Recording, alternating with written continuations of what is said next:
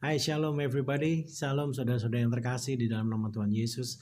Kembali saya, Captain Rico Setamavela, on air again, live again. Akhirnya kemarin keadaannya berantakan, jadi belum bisa live memenuhi permintaan saudara-saudara terkasih. Hari ini izinkan saya share sedikit mengenai pengalaman saya kemarin menghadapi COVID-19. Wow, penyakit yang luar biasa, cukup menyakitkan. Saya ditanya kapan awal kenanya, saya nggak ingat. Tetapi waktu itu akhir Februari saya terbang ke Jeddah, keadaan saya sedang sakit. Tiba-tiba sakit pagi itu, saya sampai dokter datang ke pesawat, kasih obat sama saya, periksa, tapi saya dinyatakan oke, saya terbang. Kemudian saya nyampe di Indonesia, nggak berapa lama kemudian saya terbang lagi ke Jeddah. Hari itu saya agak nggak enak badan, tetapi masih oke. Sampai di Jeddah langsung kembali ke Jakarta lagi. Nah, pada saat tanggal 8 itu saya kena panas atau demam tinggi. Kemudian saya ke rumah sakit, saya dikasih antibiotik, saya dikasih obat, sembuh lagi. Tanggal 15 saya ngerasa badan gak enak. Tanggal 16 badan saya mulai demam, batuk, kemudian tulang-tulang mulai sakit. Terus setiap hari tanggal 16, terus tiap hari. Kemudian saya pergi ke rumah sakit, salah satu rumah sakit besar. Saya dikasih obat 3 hari. Obat tersebut lumayan nahan untuk antibiotik untuk paru-paru. Kemudian saya di ronsen, periksa darah. Darahnya lumayan bagus saat itu. Tapi hasil ronsennya menyatakan saya kena bronchopneumonia. Nah, 3 hari dikasih obat ternyata nggak sembuh, batuknya makin tinggi, makin eskalasi, panas saya setiap hari masih ada. Saya datang lagi ke rumah sakit tersebut, dikasih obat 5 hari. Setelah dikasih obat 5 hari, saya juga nggak membaik. Dan akhirnya batuk saya makin parah. Setelah 5 hari, saya datang lagi ke rumah sakit tersebut untuk periksa corona. Tetapi saya tidak dapat slot. Saya ke UGD, saya minta dirawat di UGD, mereka give up. Akhirnya mereka menyarankan saya untuk pergi ke Wisma Atlet. Dari situ saya pergi ke Wisma Atlet. Tetapi Wisma Atlet itu hari itu tanggal 23 pas lagi dibuka. Tetapi belum boleh masuk. Akhirnya saya nggak bisa, saya pergi pulang. Kemudian tanggal 24-nya saya kembali lagi. Tanggal 24 saya masuk ke Wisma Atlet. Sampai tanggal 25, sehari 2 hari, di situ saya nggak ada yang menghandle sama sekali. 25 saya kabur. 25 kabur, saya kemudian lari ke Abdi Waluyo. Di Abdi Waluyo di situ saya mulai diperiksa secara intensif darah saya.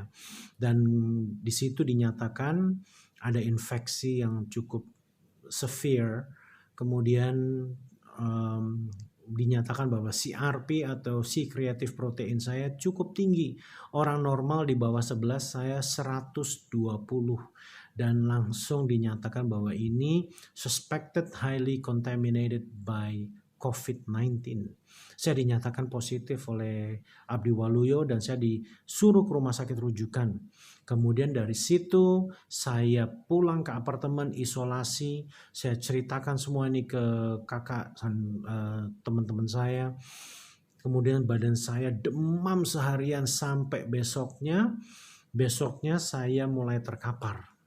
Tetapi puji Tuhan, keesokan harinya keluarga dan sahabat dan teman-teman bisa cari ambulans buat saya. Akhirnya ambulans datang ke apartemen, pick up saya, dobrak pintu, kemudian mereka pakai peralatan lengkap, keluar bawa saya ke Rumah Sakit Persahabatan. Di Rumah Sakit Persahabatan, saya masuk UGD, dirawat kurang lebih 2 hari di UGD, dan cukup mengerikan. Lihat kanan kiri ada yang koma, kanan udah susah nafas. Terus yang di depan saya batuk darah, yang di sana bapak tua juga ada susah nafas. 2 orang di sebelah pojok kanan juga keadaannya payah sekali. Kiri 2 pojok payah. Wah, di situ saya udah mulai panas, gak enak lagi, badannya udah demam, batuk luar biasa. Tetapi hari itu saya tergerak untuk berdoa. berdoa bukan untuk saya sendiri, tetapi saya minta Tuhan izinkan mereka disembuhkan, izinkan mereka boleh diselamatkan. Akhirnya apa yang terjadi? Saya putar lagu pujian cukup keras, saya mulai doain mereka satu-satu. Saya sampai minta sama teman saya Jimmy untuk memainkan lagu. Sekalipun aku berjalan dalam lembaga kelaman, aku tidak takut bahaya. Engkau gembala yang baik, engkau gembala yang baik. Itu lagunya. Terus, sekalipun ku berjalan dalam lembah kekelaman, tak akan gentar ku melangkah, sebab engkau besertaku. Itu dimainin pakai instrumen saksofon, dibuatin malam itu, langsung saya share, saya kerasin supaya mereka dijamah melalui pujian. 2 hari saya di UGD, kemudian saya dipindah ke ruang isolasi. Di ruang isolasi saya sendiri. Disitulah rasa mencekamnya saya, keadaannya luar biasa menyakitkan. Tahu nggak, demamnya ini kalau Bapak lihat Ibu, ini ya. Ini warna-warna hitam terjadi karena demamnya cukup tinggi. Jadi udah tulang belakangnya sakit semua, kaki, telapak kaki sakit semua, kemudian panas, kemudian batuk, wow, kemudian nafasnya jadi pendek. Di situ saya merasakan kesepian. Saya merasa bahwa kematian sudah mulai menghampiri. Di ruang itu isolasi saya sendiri, saya cuman bisa worship, saya cuman bisa doa, saya cuman bisa minta kekuatan sama Tuhan untuk melewati semua ini.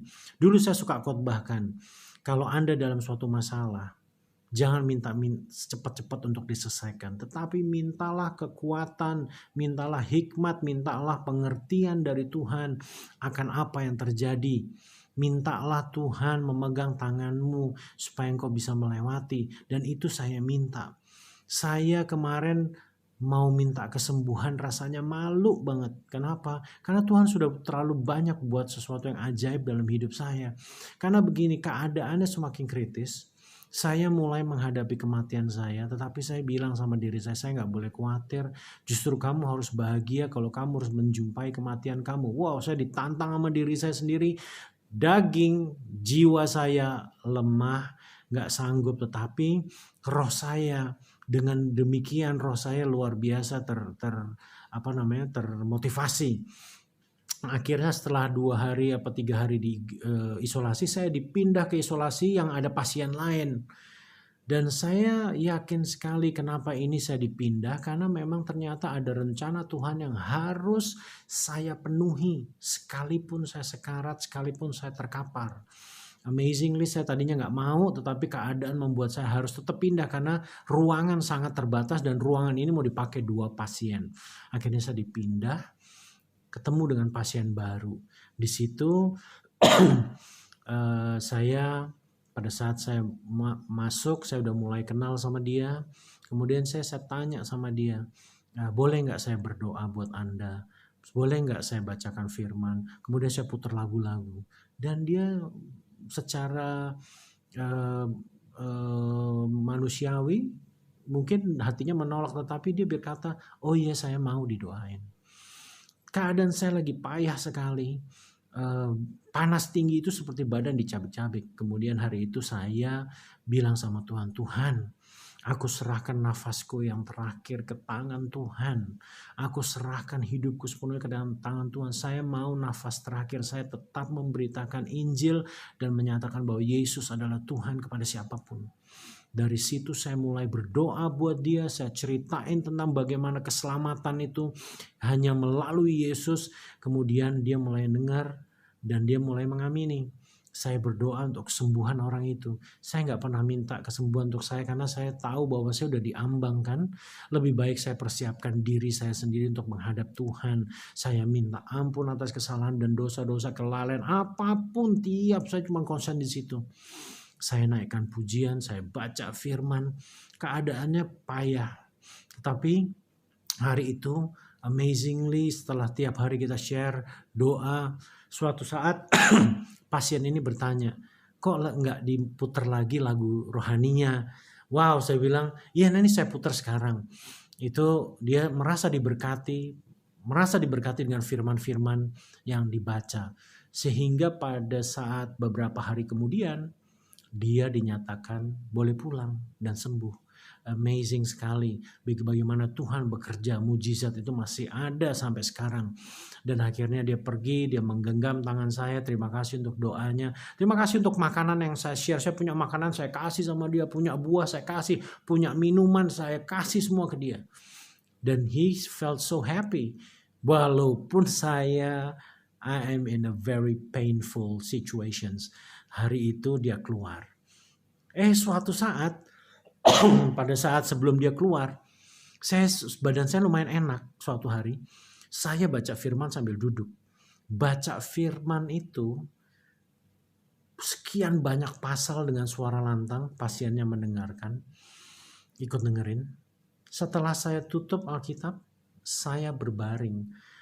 Wow, saya baru berbaring, itu rasa mual, muntah langsung nyikat sampai sini. Dari bawah sampai atas. Waduh, saya tahan-tahan kan setelah udah saya bilang sama dia dokter, tapi dirawat sama saya. Dok, saya mau muntah. Dia bilang, dia langsung berdiri dengan infusnya, dia datangin saya. Muntahin aja. Kemudian saya udah gak tahan, saya bangun dari tempat tidur, saya nengok ke kiri, muntah cairan banyak sekali sampai di lantai. Dan mulai hari itu demamnya mulai turun, badannya mulai agak enakan sedikit. Saya percaya di situ firman membersihkan segala virus penyakit saya. Hari itu saya nggak pernah muntah, saya nggak pernah mual. Walaupun ada mual sedikit, pusing, tetapi tidak sedahsyat kemarin yang tiba-tiba habis baca firman saya dikuras habis. Kemudian saya yakin itu virus dikeluarin sama Tuhan. Karena firman yang luar biasa dahsyat. Mulai dari situ, baru keesokannya saya mulai dites COVID. Ya, di swab. Kemudian besoknya lagi saya dites lagi, besoknya lagi dites lagi. Dan saya belum tahu hasilnya sampai saat itu. Setelah pasien ini keluar, datang pasien satu lagi. Parah sekali keadaannya. Dan saya ketakutan kan.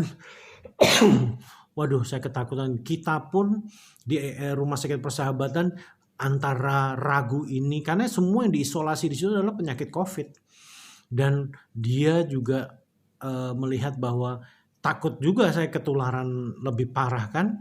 Tetapi puji Tuhan pada saat dia masuk keadaannya pakai nafas bantuan dan nggak jelas lah.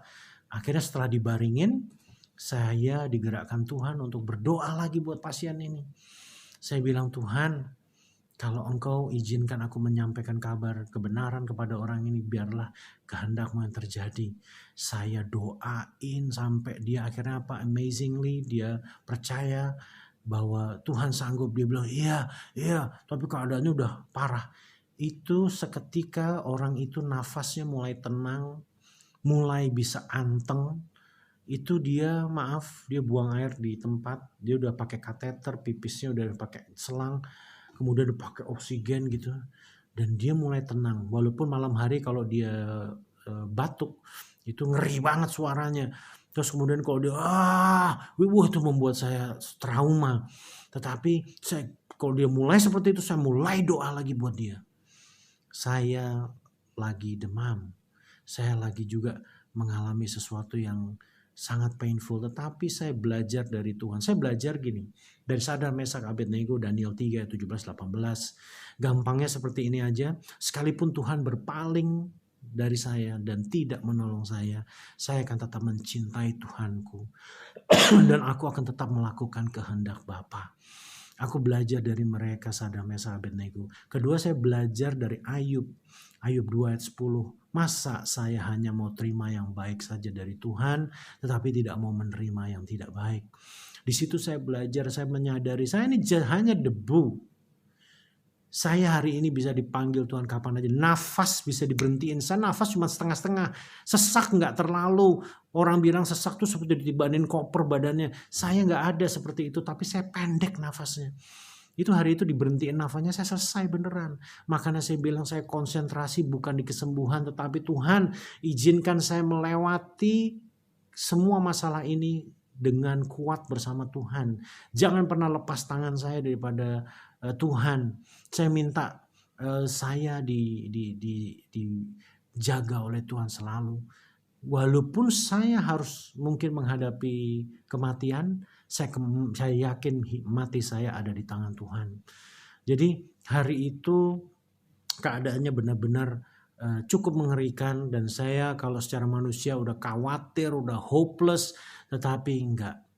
Amazing, Tuhan buat badan saya lemah sekali di lembah kekelaman, tetapi my spirit is on fire. Tuhan kasih roh yang menyala-nyala. Setiap perawat yang ketemu saya doain. Setiap dokter yang ketemu saya doain. Kau kuat, hanya di dalam nama Yesus kekuatan mujizat itu terjadi. Cleaner semua saya doain. Siapapun masuk ruangan sebelum dia nyuntik, sebelum apa, saya bilang engkau harus percaya kepada Isa Al-Masih, Kristus Yesus, Tuhan dan penebusanmu. Kamu harus percaya dalam keadaan seperti ini. Semua mengamini, alhamdulillah, whatever they say. Wow, amazing. Saya tetap memberitakan Injil. Saya hanya mau bilang sama Tuhan, Tuhan, saya nggak mau lalai lagi. Saya nggak mau terlambat menyatakan Injil itu kepada siapapun. Dan hari itu, pada saat saya tidak memikirkan diri saya sendiri, saya melihat amazing sekali Tuhan buat thousands of people pray for me. Ada yang dari Australia, ada yang dari pelosok-pelosok manapun, dari banyak tempat lah. Kemudian ada satu sahabat saya namanya Om Frank, dia worshiper. Kemudian saya ditelepon tanpa basa-basi, saya disamber dengan suara yang dia teriak, dia berdoa kepada saya untuk kesembuhan saya dan jamahan Tuhan. Dan itu terjadi mulai pelan-pelan sama diri saya. Saya ngerasain sesuatu yang luar biasa menjamah saya. Saya kerasa banget, badan saya mulai, wow, kenapa ini? Tapi saya mulai aminin, saya mulai worship spontan, saya mulai perkatakan amin, haleluya, terima kasih Om Frank, thank you very much for your prayer. Itu lagi panas-panasnya. Demam saya ngeri banget. Itu gak enak banget. Dan tahu gak kalau demam? Itu seperti roh jahat datang sama saya. Kemudian bau obat yang saya minum semua keluar nguap dari badan saya. Dan baunya kayak formalin. Formalin seperti orang kalau meninggal dikasih formalin. Jadi saya tuh bayangannya udah mati kapan aja. Wow, saya bilang suatu pengalaman yang sangat luar biasa berjalan sama Tuhan. Hari itu saya minta juga sama Tuhan, saya mau diberi roh seperti ke-12 murid Yesus yang berani mati untuk mengabarkan Injil. Saya minta sama Tuhan, kalau memang saya masih hidup, saya akan lakukan. Saya minta roh itu ada padaku. Dan suatu saat mulai berangsur-angsur, tetangga saya, pasiennya mulai bisa ngobrol, saya kasih buah lagi, saya kasih apa yang ada pada saya. Terus saya berkati tiap hari, saya share firman Tuhan, saya doain. Sampai akhirnya suatu saat tanggal 2, tanggal 3 saya diperiksa pagi, saya dinyatakan boleh pulang. Itu ronsen, tiap hari saya di ronsen, badan saya jebol kali. Tapi ya amazing, Tuhan menyertaiku. Di saat itu saya keluar, saya kan masuknya didorong gak begitu sadar. Pada saat saya keluar, ternyata tempatnya itu lorong kanan kiri, bangsal-bangsal, tempat isolasi. Saya bisa lihat dari kaca, semua pasien COVID keadaannya parah, dia pakai alat bantu nafas, semua baju dibuka, dikasih alat, I don't know what is that. Kemudian saya mulai doain setiap satu-satu, merinding, saya takut. Kenapa? Wow, ini udah ruang kritis. Pada saat saya diizinkan pulang sore itu, saya setelah mandi, saya lewati bangsal-bangsal itu, kemudian saya berdoa, dan akhirnya saya mencapai pintu pintu terluar untuk briefing dengan dokter di taman. Itu rasanya keluar dari tempat itu seperti keluar dari dalam kubur, dari ruang mayat, karena semua orang udah kritis. Tahu nggak, setiap hari saya dengar orang meninggal. Saya trauma, saya ngeri banget lihatnya, dengernya. dan ruang saya itu ruang negatif. Jadi tekanan udaranya, jadi kok dibuka pintunya bunyi cus. Jadi dipressurize ruang saya supaya oksigennya tetap konsisten. Dan itu saya dengar orang teriak meninggal. Ini waduh ngeri deh. Tapi ya puji Tuhan akhirnya Tuhan izinkan saya lewati semuanya. Dan saya di briefing, paru-paru saya sudah mulai membaik, fleknya sudah mulai hilang, badan saya sudah mulai kuat, hari ini engkau boleh pulang, tetapi suruh isolasi lagi 14 hari untuk melihat apakah simptom itu masih ada. Di apartemen 2 harian saya masih merasakan demam. Batuk sampai sekarang masih ada, tetapi demam puji Tuhan sudah hilang sama sekali, tinggal batuknya sesekali aja. Saya disuruh latihan pernafasan dan 3 hari lalu saya boleh keluar olahraga pagi di Jalan Sudirman. Di situ saya menjumpai banyak sekali jiwa yang bisa disampaikan Injil kebenaran. Mereka kita tolong, kita kasih berkat, dan kita mulai masukkan firman Tuhan supaya mereka diselamatkan. Well, I think this is the purpose of God. Tuhan taruh saya harus sakit untuk saya bisa mungkin menginjili mereka untuk melakukan banyak perkara Tuhan di rumah sakit, mendoakan, dan saya yakin, saya percaya pada saat kita berdoa, orang iman berdoa, ada jamahan untuk mereka. Saya minta yang pertama adalah keselamatan jiwa mereka. Hari itu akhirnya pagi itu saya jalan, saya doain setiap jiwa. Thank you for this purpose. Thank you for experience ini Tuhan. Tuhanku yang telah menyelamatkan aku di Palu, menyelamatkan aku juga dari sakit yang mematikan. Akhirnya saya pulang, berapa hari kemudian hasil tesnya setelah saya muntah itu dinyatakan negatif. Padahal dari Abdul Waluyo sudah jelas dinyatakan positif. Tapi Tuhan amazingly saya yakin muntah itu karena firman Tuhan yang dahsyat membuat darah saya bersih. Dan akhirnya sampai sekarang saya lagi masa pemulihan. Dan tadi saya diwawancara oleh Solusi lewat CBN.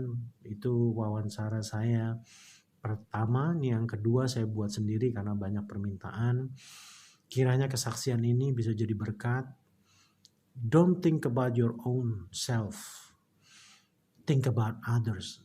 Keselamatan orang lain. Pada saat kita memperhatikan orang lain, engkau akan diperhatikan sama Tuhan. Pada saat engkau memberkati orang lain, engkau akan diberkati Tuhan. Tanpa harus kamu minta, tanpa harus kita minta. Trust your God. He knows what He's doing on you. Yang menjadi masalah kadang-kadang kita terlalu banyak minta sama Tuhan tanpa mengerti sebenarnya dia tahu nggak sih, gitu loh. Knowing your God is the most important. Faithful God. You have to have a faithful to God because your God is a faithful God. Setialah sama Tuhan. Percayakan semuanya sama Tuhan. Dan sekalipun aku berjalan dalam lembah kekelaman, aku tidak takut bahaya sebab Tuhan menyertaiku. Mazmur 23 ayat 4. Dan itu menjadi pegangan hidup saya.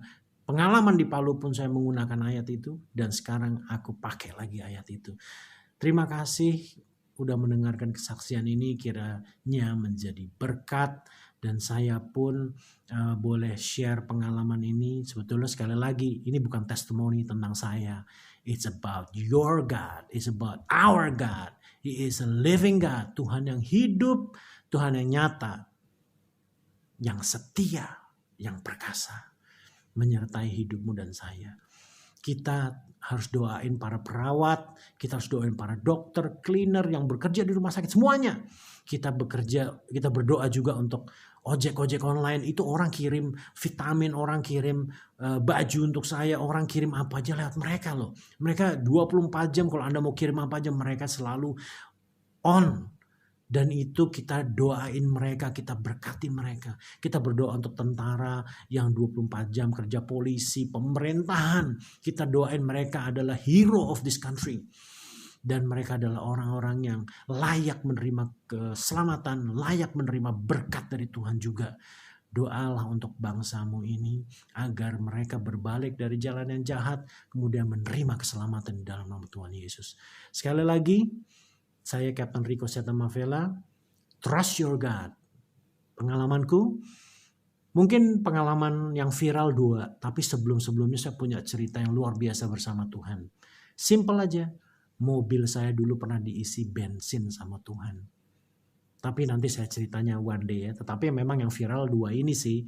Tapi thank you once again for watching. God bless you. And salam penginjilan. Jangan lupa yang terpenting adalah amanat agung di dalam hidup kita. Lakukan itu setiap kita. Lakukan amanat agung. Selamatkan jiwa-jiwa. Maka engkau akan berjalan dan engkau akan melihat tangan Tuhan menyertaimu. Terima kasih, Tuhan Yesus memberkati. God love you and I love you. And once again, God bless you. Terima kasih buat keluarga yang telah pontang-panting untuk saya. Terima kasih untuk sahabat-sahabat saya terkasih yang telah menolong saya, yang berdoa untuk saya. Thank you for everything. I don't know how to repay, tetapi aku percaya blessing dari Tuhan is upon you all. Memberkati semua kalian yang telah berbuat banyak untuk saya. Terima kasih untuk segala-galanya. Thank you for watching. God bless you. Bye-bye.